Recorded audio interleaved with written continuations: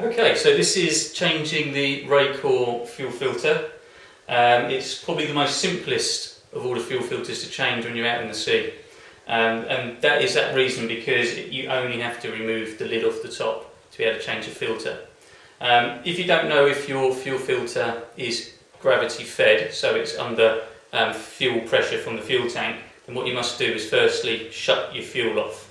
And it's always a good precaution to do that anyway. So shut your fuel off, and very simply what you want to do is drain any fuel you have out.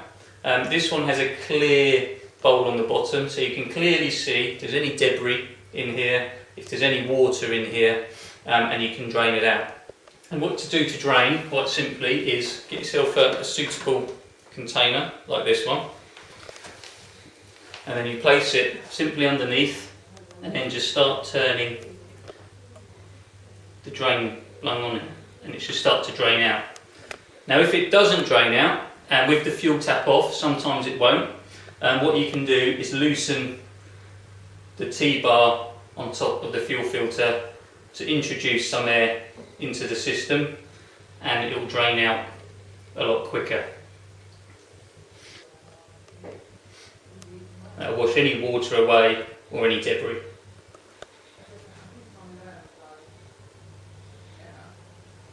When you're happy that all the water and all the debris is out, you can shut it back off, like so, and then you should just be left with nice clean fuel. So then what we need to do is just change the fuel filter. Quite simply, we just continue turning the T-bar until it comes completely out.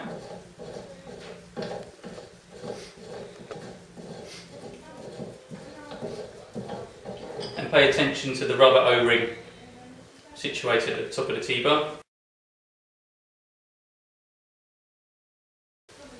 The lid can sometimes be a bit stuck, so give it a wiggle and remove the lid, again paying attention to the rubber O-ring positioned in the head.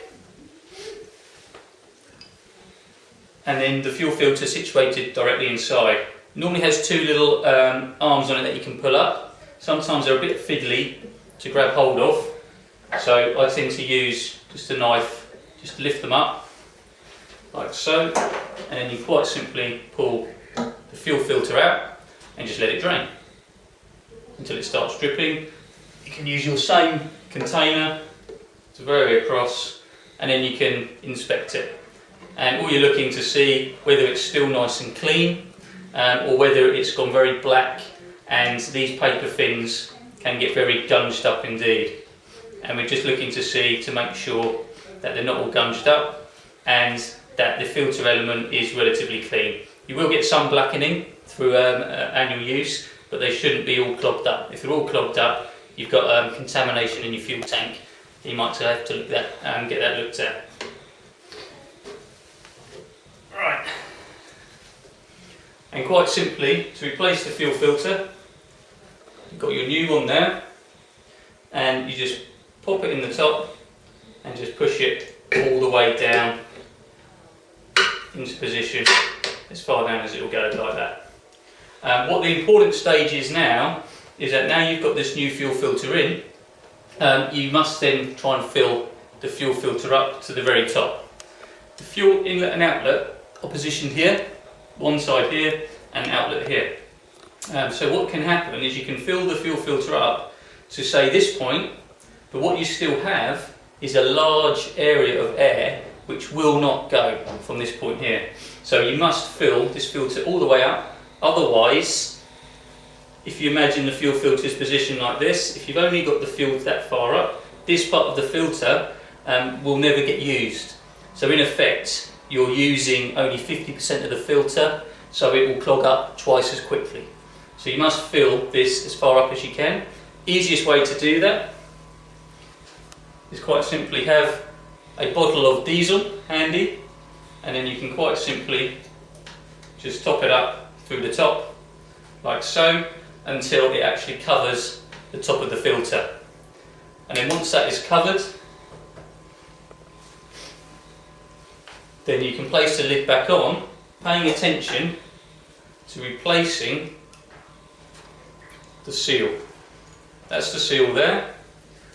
Generally, you should replace that, because you do get a new seal in the packet with the new filter, and it will come in with two, one for the T-bar and one for the main lid. So you get your new seal and pop that back into position, and then when you position it back on, be careful that it doesn't drop back out. It can quite easily fall out as you're putting it on, so if you're in an awkward space down in the engine bay, you need to make sure that that's going on. And once that's on, then you can place your T-bar in. And again, this has a small O-ring which you can remove just by poking it in there, and you can slide it off just like that.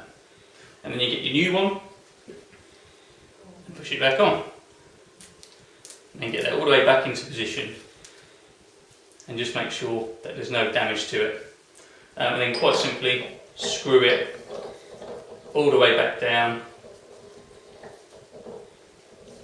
through the thread to the bottom.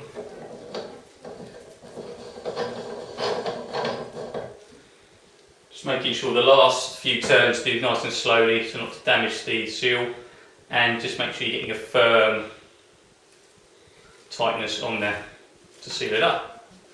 And so this does not need any more bleeding once you've filled it all the way to the top with diesel. So now you should be able to just start your engine and carry on as normal. This is a very good filter to have on your boat from ease of use, and if you're out in a heavy chop, it's the simplest and easiest one to change. So it's often recommended by us. So thank you for that. That is the Racor fuel filter change. Thank you. Bye bye.